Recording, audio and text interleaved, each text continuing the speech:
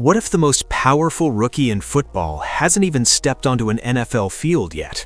Not because of jaw-dropping stats or a championship resume, but because he may already control more off the field than most veterans ever will. That's the situation surrounding Shedeur Sanders right now, and it's forcing people across the league to confront a question they've never really had to answer before. For decades, rookies have entered the NFL as hopefuls, waiting for their name to be called, ready to adapt to whatever system, city, and structure they're given. The process has always been clear, almost rigid. Teams hold the power, contracts follow a fixed blueprint, and players spend their early years trying to earn control over their own careers.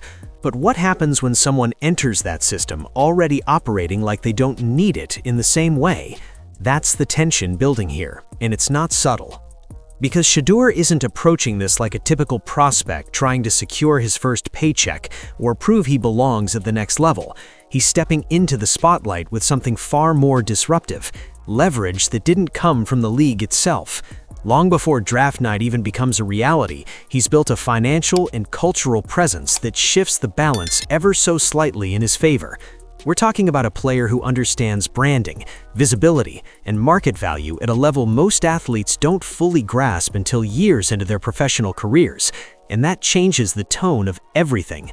Instead of asking where he fits, the conversation quietly becomes about where the league fits around him. That's a subtle shift, but it carries massive implications, especially in a system that has historically resisted giving players that kind of early control.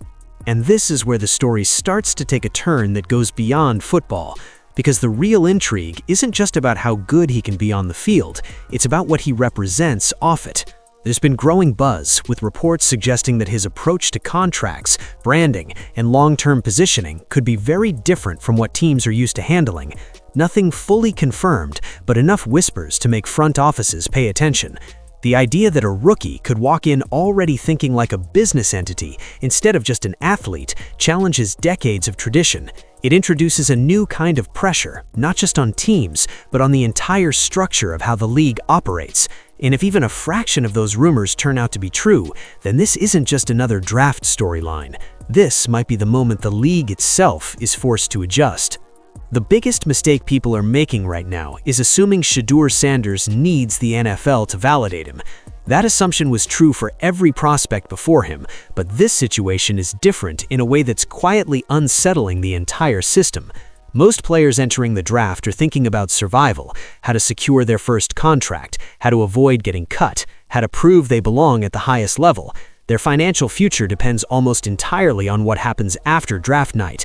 But Shedeur isn't operating from that position of uncertainty. He's stepping into this moment with a level of financial security and brand power that flips the usual pressure on its head.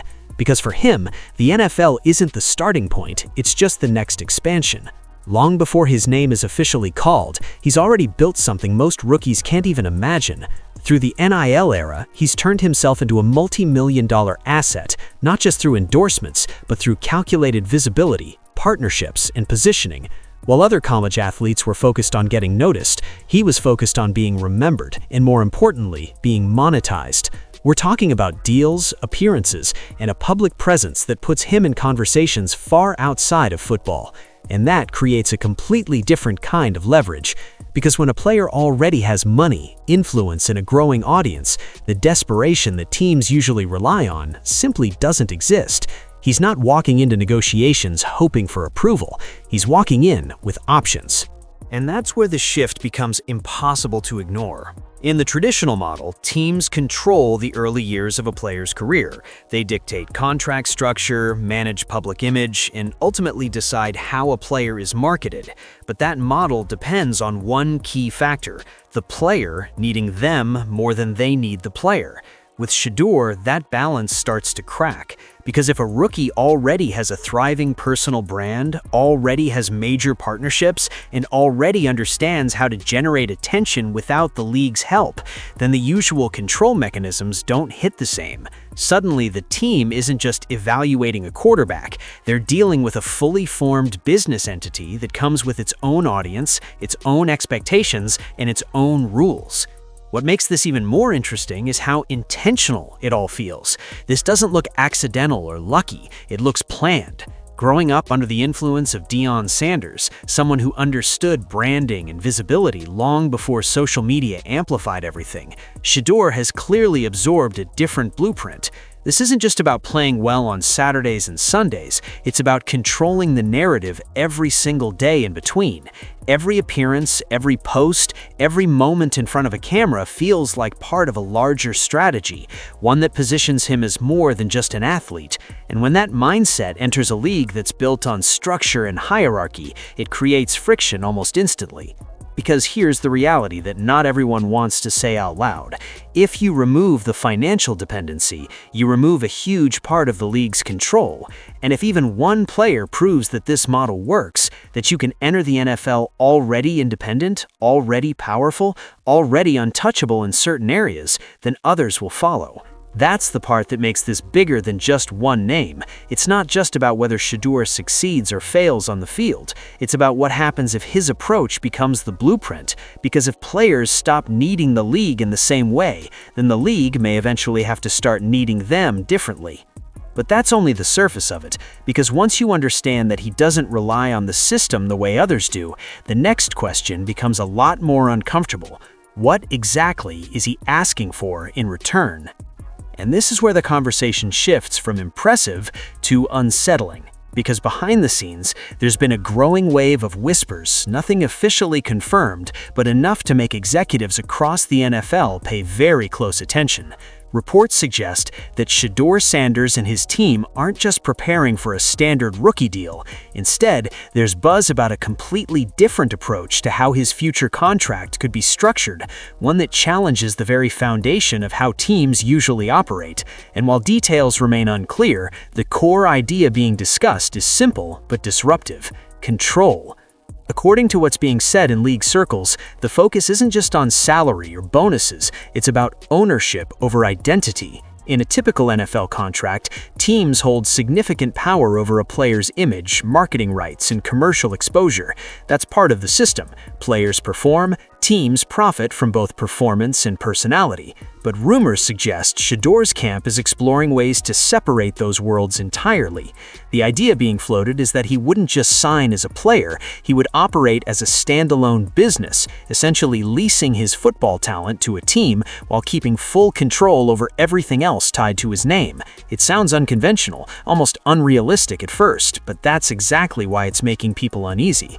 If something like that were ever to happen, even in a limited form, it would create a ripple effect that goes far beyond one name, because it would mean a rookie entering the league without giving up the very thing teams have always relied on: long-term control. No shared revenue from personal branding, no limitations on external deals, no blending of team identity with individual business interests, just a clean separation between athlete and organization. And while nothing has been officially confirmed, the mere possibility of that kind of structure is enough to spark serious concern, not because it's illegal, but because it's unfamiliar territory. And unfamiliar territory in a league built on tradition tends to create resistance fast. What makes this even more intense is the timing. The league is already adjusting to the NIL era, already dealing with athletes who understand their value earlier than ever before. And now there's talk, again, just talk, that someone might try to push that advantage even further at the professional level. It's not hard to see why some front offices might view this as a potential threat, because if one player finds a way to bend the structure, even slightly, it opens the door for others to try the same. And suddenly, what used to be a controlled system starts to feel a lot more unpredictable. But here's the part that really has people talking. This doesn't feel like a random idea that popped up overnight. It feels calculated, like a long-term play that's been quietly building in the background. And whether these reports turn out to be fully accurate or not, they've already done something important. They've forced the league to think about a future it may not be fully prepared for. Because if a rookie can walk in and start negotiating power instead of just salary, then the entire dynamic between players and teams starts to shift in ways that can't easily be reversed. And just when teams thought the draft would keep everything under control, the situation took a turn that nobody in the league was fully prepared for. because this wasn't just about contracts anymore. It was about leverage, and more importantly, who actually had it. For decades, the draft has been the NFL's ultimate power tool. Teams pick, players accept, and the system moves forward without much resistance. But with Shedeur Sanders, that balance doesn't feel nearly as stable. There's a growing sense that this process isn't unfolding the way it usually does, and a big part of that comes from the influence surrounding him, especially from Deion Sanders, who has never been shy about challenging traditional systems. It started with subtle comments, then quickly turned into something much louder. The idea that certain teams might not even be considered options wasn't just speculation, it became part of the conversation. And while nothing has been officially confirmed, reports and interviews have fueled the belief that the Sanders camp is paying very close attention to where he lands, not just in terms of football fit, but culture, leadership, and long-term brand impact. That alone is enough to shift the tone, because now, instead of teams quietly evaluating a player, there's this unspoken question hanging in the air. Are they being evaluated too? That's not how the draft is supposed to work, and yet that's exactly what it's starting to feel like. What's making front offices even more uncomfortable is how public this dynamic has become. In the past, players like Eli Manning and John Elway managed to influence where they played, but those situations unfolded in a completely different era, before social media, before constant coverage, before every statement could instantly shift public perception. Shedeur, on the other hand, exists in a world where influence moves at the speed of a post. Every comment, every interview, every reaction becomes part of a larger narrative that teams can't fully control. And that creates a kind of pressure the league isn't used to dealing with, especially when it comes from a player who hasn't even taken a professional snap yet. There's even been talk, again nothing officially confirmed, that some teams are being more cautious than usual, trying to understand not just the player, but the entire ecosystem around him before making any move. It's almost like a shadow draft is happening behind the scenes, where conversations go beyond scouting reports and into territory that feels more like negotiation than evaluation. That alone signals a shift in power, because when teams start thinking twice, when they start adjusting their approach based on a player's potential response, it means the dynamic is no longer one-sided. And naturally, not everyone is comfortable with that. Critics have been quick to label it as entitlement or arrogance, suggesting that no rookie should have this level of influence before proving themselves in the league. But that argument ignores a key detail. This isn't influence built on nothing. It's built on visibility, preparation, and a deep understanding of how modern sports actually operate. Whether people like it or not, the game has changed, and players now have tools that didn't exist before. The question isn't whether that power exists, it already does. The real question is how far it can go before the system starts pushing back. Because if the draft is no longer the moment where teams take full control, then what exactly replaces it? And more importantly, what happens when a player walks into the league already holding a level of authority that usually takes years to earn? That's the tension building beneath the surface right now, and it's only getting stronger. And that's when the narrative took a sharp turn, because once the power shift became visible, the conversation around Shedeur Sanders stopped being just about strategy and started becoming personal. Every era needs a figure that people either rally behind or push against, and in this case, Shedeur has quickly found himself cast into that role. Not officially, not by design, but through the way his image is being interpreted. To some, he represents confidence, evolution, and a new kind of athlete who understands his worth. But to others, he's become a symbol of everything they believe is changing too fast. And that divide didn't happen quietly. It exploded through moments that were impossible to ignore. One of the biggest flashpoints came from something that on the surface seems small, a celebration, a gesture, a quick flash of personality.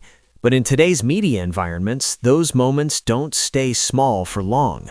When Shedeur confidently showed off his lifestyle, including that now widely discussed watch moment, it instantly turned into a debate that went far beyond the field. Critics called it flashy, unnecessary, even disrespectful to the traditions of the game. They argued that a quarterback, especially one entering the league, is supposed to represent discipline, humility, and leadership, not luxury and self-promotion. And just like that, the labels started forming, not just a player, but a problem. But here's where things get more complicated, because while some people saw arrogance, others saw something entirely different: strategy.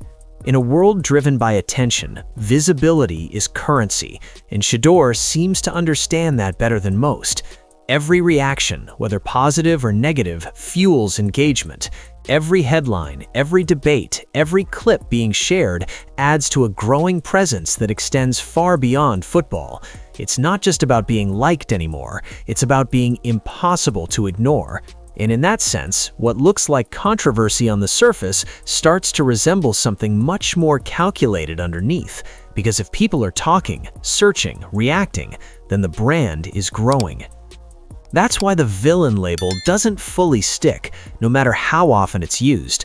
Because traditionally, being the villain in sports meant isolation, fans turning against you, media narratives working to tear you down. But in today's landscape, being polarizing can actually be an advantage. It creates a feedback loop where attention drives value, and value drives opportunity. And if that's the case, then what some are calling a mistake might actually be a deliberate move, not to provoke for the sake of it, but to control the narrative by staying at the center of it. It's a different way of thinking, and it challenges the long-standing expectation that athletes should stay neutral, stay quiet, and let their performance do all the talking. Of course, that approach comes with risks. Football, especially at the professional level, is still deeply rooted in tradition.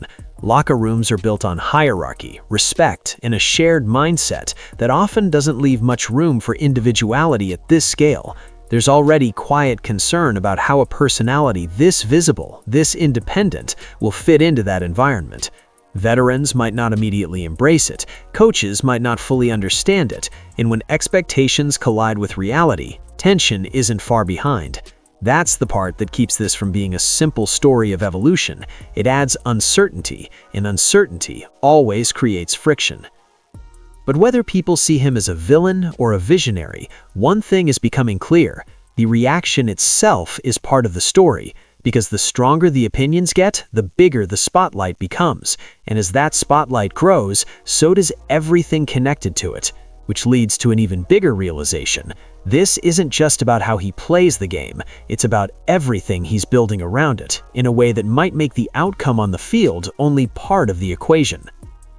And that's where the story moves beyond headlines and into something much more deliberate, because what Shedeur Sanders is building doesn't look like a traditional athlete career at all. It looks like infrastructure. Most players tie their entire identity to performance. If they play well, everything rises with them. If they struggle or get injured, everything around them takes a hit. It's a fragile system, one where a single bad season can shift perception overnight. But Shedeur's approach feels designed to avoid that exact trap. Instead of relying only on football, he's been positioning himself in spaces that exist completely outside of it, creating layers to his brand that don't depend on wins, stats, or even playing time.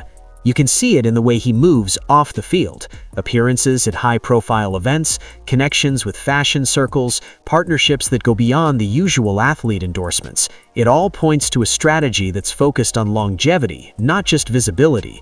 Aligning with luxury and lifestyle brands isn't just about image, it's about entering markets that operate on a different timeline than sports. Games end, seasons fade, careers come and go, but culture, fashion, and identity-based branding live much longer. By placing himself in that world early, he's building something that can survive anything that happens on the field. It's the difference between being relevant because you perform and being relevant because you exist within a larger cultural conversation. What makes this even more interesting is how intentional the separation feels. There's a clear line being drawn between football player and personal brand, and that line gives him flexibility most athletes never get. If performance dips, the brand doesn't disappear. If injuries happen, the momentum doesn't stop. It keeps moving because it was never fully tied to football in the first place. That's a level of insulation that changes everything. It removes pressure in one sense, but it also introduces a different kind of expectation, because now success isn't measured in just touchdowns or wins. It's measured in influence, reach, and the ability to stay relevant regardless of what's happening on the scoreboard. And this is exactly why some people within the NFL are watching so closely. Because if this model works, if a player can build a brand that's essentially injury-proof and independent, then it challenges one of the NFL's unspoken advantages. Control has always come in part from dependency. Players needed the platform, needed the exposure, needed the system to grow their value. But if someone brings all of that with them before they even arrive, then the relationship changes. It becomes less about development and more about partnership, whether teams are ready for that or not. At the same time, this approach isn't without its risks. The bigger the brand, the bigger the spotlight, and the more you exist outside the game, the more people expect you to dominate inside it. There's no hiding when you've positioned yourself this visibly. Every performance will be judged not just as a player, but as a brand representative. Every mistake will be amplified, every success dissected. It's a trade-off, security in one area, pressure in another, and not every athlete can handle that balance. But the way this is being built suggests that this isn't accidental. It's calculated, step by step, with a long-term vision that goes far beyond a rookie contract.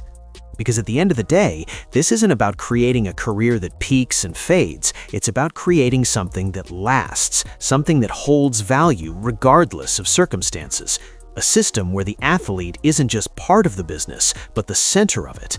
And if that system continues to grow the way it has so far, then the next phase of this story won't just be about brand stability, it'll be about scale. And this is where the entire conversation levels up, because what Shedeur Sanders appears to be chasing isn't just success, visibility, or even long-term stability, it's scale at a level most athletes don't seriously pursue until the very end of their careers. For decades, the path has looked the same. Dominate your sport, stack contracts, build endorsements, and maybe, if everything aligns, transition into business later. That's how legends like Michael Jordan and LeBron James eventually crossed into that elite financial tier. But what's different here is the timeline. Shedeur doesn't seem interested in waiting. The blueprint he's following looks more like a fast-forward version of that journey, where business isn't the second chapter, it's happening in real time alongside the career itself. At the center of that blueprint is a mindset shift that most players never fully commit to, choosing equity over immediate cash. Instead of just signing deals for visibility or short-term payouts, the focus appears to be on ownership, long-term value, and positioning within growing markets. That means looking at partnerships not as transactions, but as investments, opportunities to tie personal success to something that can expand far beyond a single season. And while not every detail of how this is being structured is public, there's been growing speculation that this approach could extend into how his professional deals are handled as well. Nothing confirmed, but enough discussion to suggest that the strategy goes deeper than traditional endorsements. It's about building stakes, not just collecting checks. What makes this especially disruptive is how early it's happening. Most rookies are still trying to understand the business side of the league, still learning how contracts, branding, and media exposure actually work. Shedeur, on the other hand, is entering the league already fluent in that language. That creates a completely different starting point. Instead of reacting to opportunities, he's positioned to shape them. And when a player starts thinking that way, when they begin to view themselves as an asset that can grow, multiply, and scale, the entire dynamic of their career changes. Football becomes part of the engine, not the entire machine. And there's also a bigger implication that goes beyond one player. If this model proves effective, it becomes a roadmap. Younger athletes start paying attention, not just to performance, but to structure, how deals are made, how value is protected, how influence is expanded. And over time, that could shift the culture of the league itself, because once enough players start prioritizing ownership and long-term positioning, the traditional balance between teams and talents starts to evolve. It becomes less about control and more about collaboration. Of course, none of this guarantees anything. The gap between strategy and execution is real, and the pressure that comes with aiming this high is intense. Every move is magnified, every decision scrutinized, and the margin for error becomes smaller the bigger the vision gets. But that's also what makes this so compelling, because this isn't just about whether Shedeur succeeds, it's about how far this approach can go if it does. The idea that an athlete could realistically aim for that billionaire tier while still in their prime isn't something we've seen play out often, if at all. And if that possibility even starts to feel real, then the question isn't just about one career anymore. It becomes about the future of the entire system. Because once players realize they can build something this big, this early, there's no going back to the old way of thinking, which leads directly to the tension that's starting to build behind the scenes, because not everyone is ready for that kind of shift. And this is the moment where the pressure inside the NFL starts to feel very real, because everything we've talked about, the leverage, the brand, the control, the long-term vision, eventually collides with a system that was never designed to handle it. The league thrives on structure. Rookie contracts are standardized, locker rooms are built on hierarchy, and coaches expect a level of authority that keeps everything aligned. But what happens when a player walks into that environment already operating at a different level of power? That's the tension quietly building right now around Shedeur Sanders, and it's not something you can just ignore or smooth over with a typical contract. Because inside an NFL locker room, status is supposed to be uncomplicated. Veterans lead, rookies follow, and respect is earned over time through performance and consistency. That's the culture that's been built over decades. But Shedeur's situation introduces a variable that doesn't fit neatly into that structure. When a rookie arrives with a massive personal brand, significant financial independence, and a level of public influence that rivals established stars, it naturally shifts how people perceive him before he even says a word. And perception matters. It shapes how teammates respond, how coaches manage, and how quickly trust is built or challenged. There's already quiet speculation about how that dynamic could play out, not in a dramatic headline-grabbing way, but in subtle, everyday moments. How does a veteran react when a rookie carries more visibility than the entire roster? How does a coaching staff maintain authority when the player they're developing is also a major public figure with his own platform? These aren't problems the league is used to solving, because traditionally, players grow into that level of influence over time. They don't walk in with it on day one. And when that timeline gets compressed, it creates friction that doesn't have a clear blueprint for resolution. At the same time, it's not just about personalities, it's about control. Teams are used to shaping their players, not negotiating with them as equals. But if even part of the reported mindset around Shedeur's approach is accurate, then that relationship could start to look very different. It becomes less about command and more about coordination, less about authority and more about alignment. And for some organizations, that's a difficult adjustment, because giving a player that level of autonomy, especially early in their career, challenges the traditional balance of power that the league has relied on for years. But here's where it gets even more interesting. This isn't just a risk, it's also an opportunity. Because if a team can actually make this work, if they can integrate a player with this level of influence without losing control of the locker room, the upside is massive. We're talking about global attention, increased market value, and a brand boost that goes far beyond wins and losses. The right organization could turn this into an advantage, positioning themselves at the center of a new era where players aren't just athletes, they're platforms. But that requires vision, flexibility, and a willingness to break from tradition, which not every franchise is prepared to do. So now the league finds itself at a crossroads: stick to the system that's worked for decades, or adapt to a reality where players are arriving more powerful, more independent, and more aware than ever before. Because if this moment is handled poorly, it could create division. But if it's handled correctly, it could redefine how the league operates moving forward. And that's why this feels like a breaking point. Not because everything is falling apart, but because everything is about to be tested. And once that test begins, there's no going back to the old version of how things used to work. And when you step back and look at everything together, it becomes clear this was never just about one player, one draft, or even one league. What's unfolding around Shedeur Sanders feels more like a preview, a glimpse into where professional sports might be heading next. Because for years, the system has been built on a simple idea: teams hold the power early, players earn it later. But now that timeline is starting to blur. Athletes are arriving with money, influence, and audiences already in place, and that changes the equation in ways that can't be easily reversed. The question isn't whether this shift is happening, it already is. The real question is how far it goes. Because if this model continues to evolve, we could be looking at a future where the best athletes aren't just part of franchises, they function like franchises themselves. Independent brands, self-contained ecosystems, players who don't just sign contracts but negotiate partnerships. And in that kind of world, the relationship between athlete and organization becomes something entirely different. Less control, more collaboration. Less dependency, more leverage. It's a concept that challenges decades of tradition, but at the same time, it reflects the reality of a digital era, where attention, influence, and ownership matter just as much as performance. Of course, there's still uncertainty.